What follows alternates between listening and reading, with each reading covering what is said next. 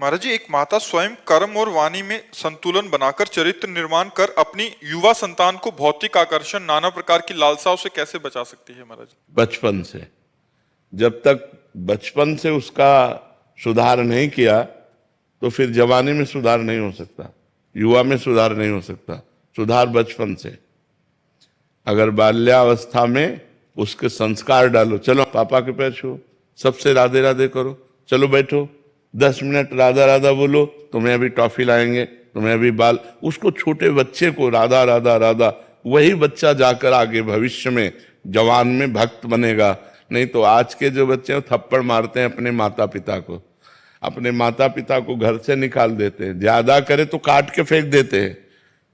आतंक भर गया है दिमाग में दुष्टता भर गई है, क्योंकि आधुनिक पढ़ाई और आधुनिक सफलता देख देख करके वो मतलब उनकी जो बुद्धि है वो भ्रष्ट हो गई, अध्यात्म से भ्रष्ट हो गई। बहुत पुराने समय में गांव में नौटंकी होती है ना, नौटंकी में एक नाटक देखा था, सुल्ताना डाकू। उसी सुल्ताना डाकू पे बनाया गया था। सुल्ताना डाकू था, बहुत बड़ा डाकू था। उसको जब फांसी की सजा मिली, अंग्रेजों का राज्य था, तो उनसे पूछा गया तुम्हारी अंतिम इच्छा क्या है? तो उन्होंने कहा हमें माँ के गले लगना है। तो उनकी माँ बुलाई गई, वो रोती हुई आई, जब गले लगी तो दांत से मुंह में नाक काट ली उसने ऐसे। तो पूछा कि क्यों, ऐसा क्यों किया? तो बोले जब मैं कक्षा 1 में था एक कलम चुरा के लाया था, तो माँ ने कहा था शाबाश बच्चा, लिखने के काम में आएगी। तो मैंने समझा अच्छा है, आज मैं सुल्ताना डाकू बना हूं तो इस माँ के कारण बना हूं। अगर ये पहली कलम में हमें थप्पड़ जमा देती तो आज मैं फांसी में न चढ़ता, मैं आज गलत कार्य में न जाता। तो बच्चे की जीवनी बनाने वाले माता पिता ही होते हैं। यदि प्रारंभ से बच्चे को पूजा में बैठालना, सतोगुणी बातें सिखाना, शास्त्र सुनाना। अच्छा, हम लोग संत क्यों बन गए?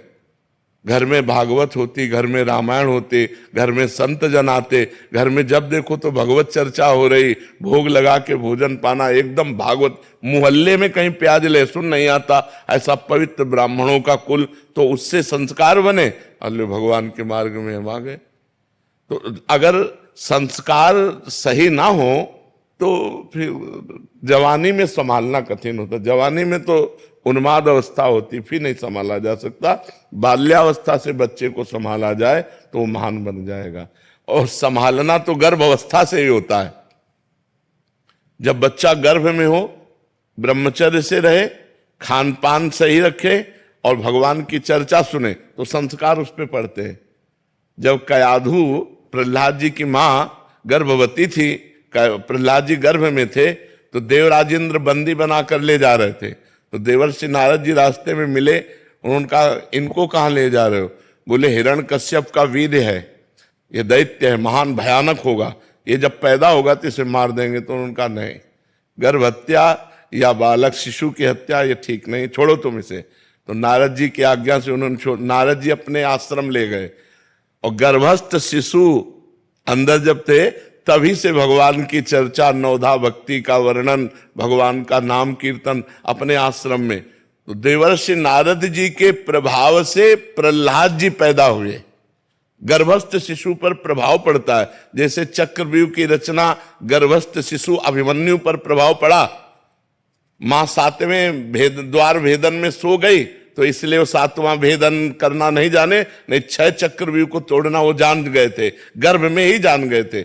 जब बालक गर्भ में हो तो ब्रह्मचर्य रहना चाहिए, खान पान शुद्ध रखना चाहिए, भागवतिक वातावरण रखना चाहिए। और जब बच्चा हो जाए तो जब तक जवान ना हो तब तक उसे अच्छे आचरणों की शिक्षा देनी चाहिए, पूजा में बैठालना चाहिए, तो एक सतोगुणी आदमी बनेगा।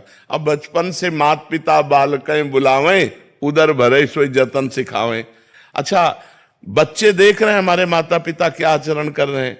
अब आप नशा कर रहे हो, आप गंदी बातें कर रहे हो, हंसी मजाक कर रहे हो, गाली दे रहे हो, तो वही संस्कार तुम्हारे बच्चों में पड़ रहे हैं। तो हम स्वयं सुधरें, माता पिता स्वयं सुधरें, ये सावधानी रखें कि बच्चों की दृष्टि में उनकी किसी भी तरह की हरकत ना आने पावे। और वार्ता में अब माता पिता लड़ रहे हैं, गाली दे रहे हैं, बच्चा छोटा सा देख रहा है, वही संस्कार उसके अंदर पड़ रहे हैं।